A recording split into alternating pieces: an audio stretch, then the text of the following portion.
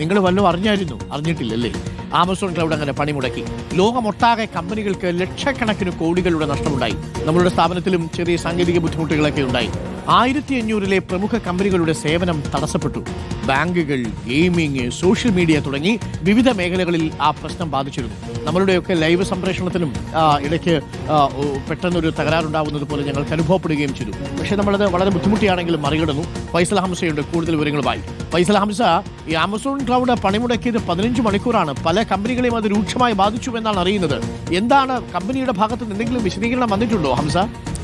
തീർച്ചയായും ഡോക്ടർ അരുൺ കുമാർ, ഇക്കാര്യത്തിൽ പ്രശ്നങ്ങളെല്ലാം പരിഹരിച്ചു എന്നാണ് ഇപ്പോൾ ആമസോൺ അറിയിച്ചിരിക്കുന്നത്. ഇപ്പോൾ ആമസോണിൻ്റെ വെബ് സർവീസ് എന്ന് പറയുന്നത് ലോകത്തെ ക്ലൗഡ് സർവീസ് നൽകുന്ന ഏറ്റവും വലിയ കമ്പനിയാണ്. സർക്കാർ ഏജൻസികൾ, അതോടൊപ്പം തന്നെ ബാങ്കുകൾ, വിവിധ പ്രമുഖ കമ്പനികൾ, മൾട്ടിനാഷണൽ കമ്പനികളെല്ലാം ആശ്രയിക്കുന്ന ഒരു സേവനം കൂടിയാണിത്.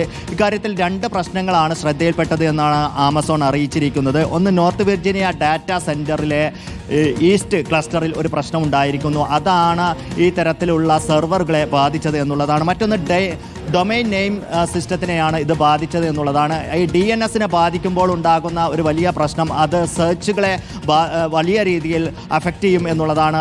അത് തന്നെയാണ് ലോകമെമ്പാടുമുള്ള 1500-ലേറെ കമ്പനികളെയും ബാധിച്ചത്. ഇതുമൂലം ഉണ്ടായ ഒരു നഷ്ടം എന്നുള്ളത് കണക്കാക്കാവുന്നതിലും അപ്പുറം എന്നാണ് ലോകത്തുള്ള ടെക് വിദഗ്ധരും അതോടൊപ്പം തന്നെ സാമ്പത്തിക വിദഗ്ധരും പറയുന്നത്.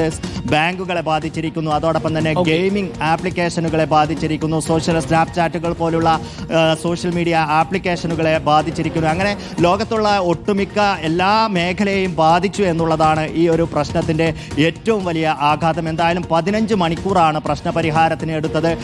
ഈ വെർജീനിയയിലെ ഡാറ്റാ സെൻറ്ററിൽ കഴിഞ്ഞ ഏതാണ്ട് 5 വർഷത്തിനിടെ 3 തവണയാണ് ഇത്തരത്തിലുള്ള വലിയ ഈ സെർവർ ഡൗൺ ആകുന്ന പ്രശ്നം ഉണ്ടാകുന്നത്. Doctor thank you Faisal Hamza.